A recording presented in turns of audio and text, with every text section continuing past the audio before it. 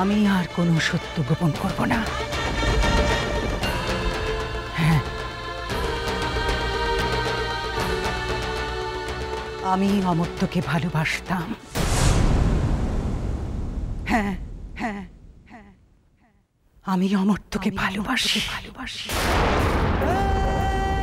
আরে আমি ভবিষ্যতেও অমর্ত্যকে ভালোবাসবো।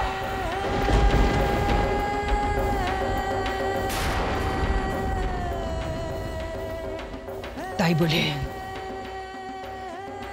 আজ অবধি তোমার প্রতি কোনো কর্তব্যে কোনো অবহেলা আমি করিনি অনন্য, আর সেটা তোমার থেকে ভালো আর কে জানে। নন্দিনী,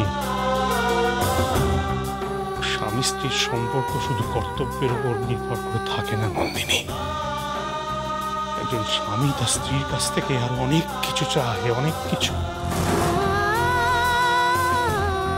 শুধু কর্তব্যের উপর নির্ভর করে সারা জীবন চলা যায় না, এভাবে বেঁচে থাকা যায় না নন্দিনী।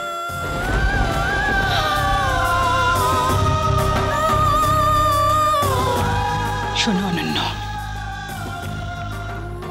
পৃথিবীর 99% স্বামী স্ত্রী মনে মনে অন্য মানুষের সঙ্গে সহবাস করে আর সামাজিকতার মিথ্যাচারণটা আঁকড়ে ধরে সারাটা জীবন কাটিয়ে দেয়। তাদের কারোর সৎসাহস নেই সম্পর্কটাকে স্বীকার করার। তারা কেউ মুক্তকণ্ঠে বলতে পারে না যে আমি অন্য একজনকে ভালোবাসি।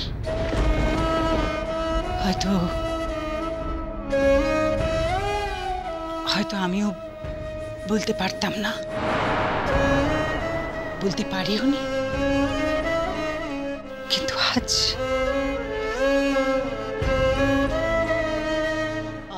সমস্ত দ্বিধা দ্বন্দ্ব সব কিছু ঘুচে গেছে। আমার শুধু একটা কথা ভেবে, যে অমর্ত্য মৃত্যু শয্যায়, অমর্ত্যর জীবনটাই যখন চলে যাচ্ছে অনন্য, তখন আমি তাকে ভালোবাসি কিনা এই প্রশ্নের মুখোমুখি দাঁড়িয়ে আমি সত্যি কথাটা বলতে পারবো না। তা তো হয় না।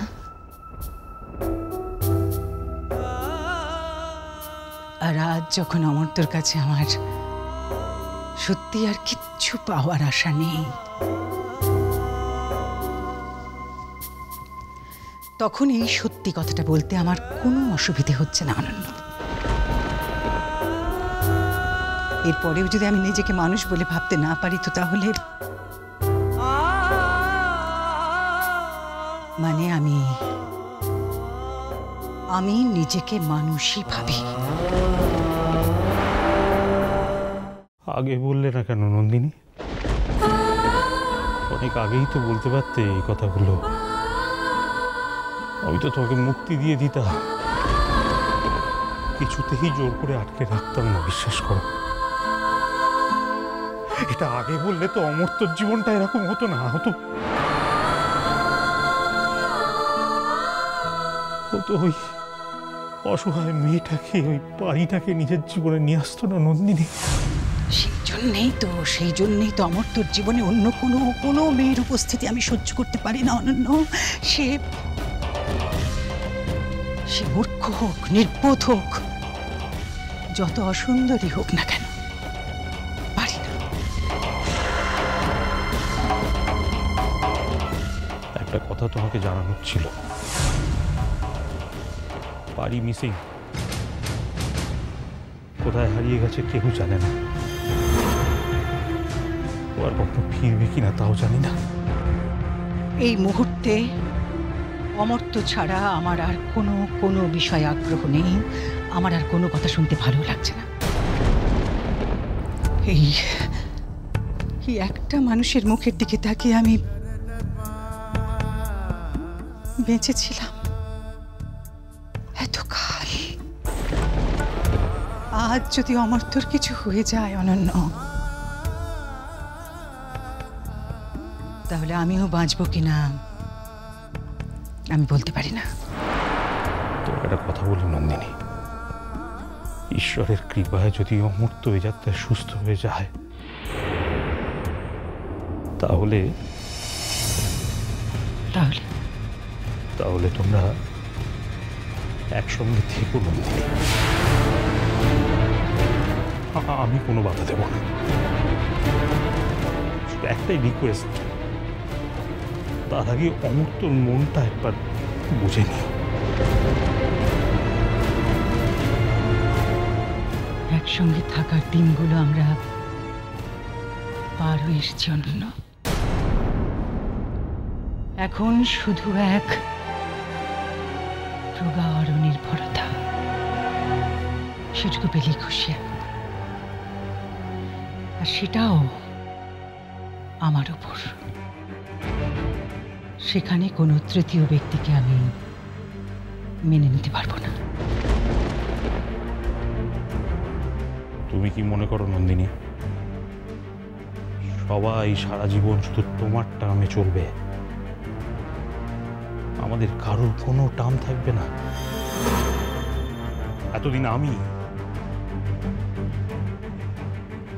তোমার টার্মে চলে এসেছি নন্দিনী,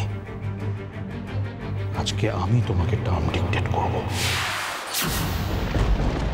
আমি আর এই মিথ্যে স্বামী স্ত্রীর সম্পর্কের মধ্যে থাকবো না নন্দিনী। অনন্য, কি মনে করেছিলে তুমি আমি অন্য কথা বলবো? শোনো নন্দিনী, বলতে নেই যদি আমার ভাইটার আজকে কিছু হয়েও যায়, আমার টার্ম আমি চেঞ্জ করব না।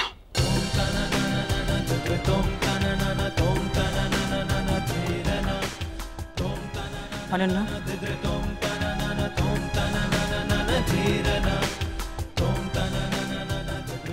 কোথায় যাচ্ছ?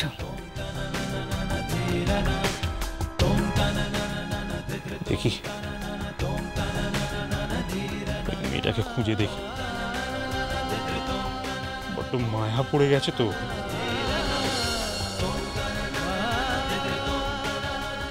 হ্যাঁ, আর একটা কথা,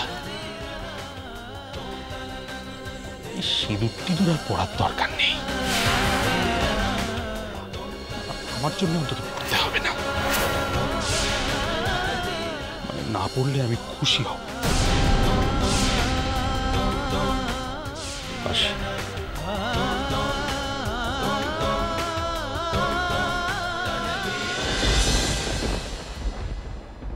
এতদিন আমি তোমার টার্মে চলে এসেছি নন্দিনী, আজকে আমি তোমাকে টার্ম ডিক্টেট করব। আমি আর এই মিথ্যে স্বামী স্ত্রীর সম্পর্কের মধ্যে থাকবো না নন্দিনী। বলতে নেই যদি আমার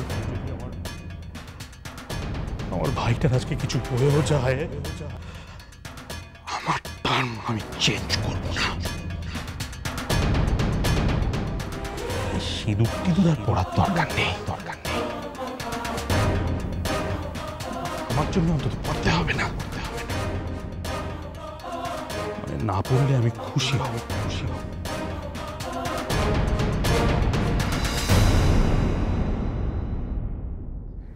তুই ওদের বাড়িতে ভালো করে বুঝিয়ে দিচ্ছি ঠিক কোথায় পেয়েছিস ওকে। আয়। রাঙা পিসি, তুমি সেপটে গেলে কাহিকি সেটা কিন্তু এবে भी বললে না। ও বাবা, বলছি তো আমার ভালো লাগছে না, তখন থেকে বক বক বক বক বক বক করছে, বলছি না আমার পরের জন্য মন কেমন করছে, কিছু কি আমার নিয়ে যাওয়ার নাম নেই গো, আর খালি এখানে দাঁড়িয়ে খাচখাচ করছে। চল না রে, চল না পরের কাছে। এই, তুমি তো পুজো দিতে গিয়েছিলে, একা একা তো পুজো দিতে যাওনি, কার সঙ্গে গিয়েছিলে?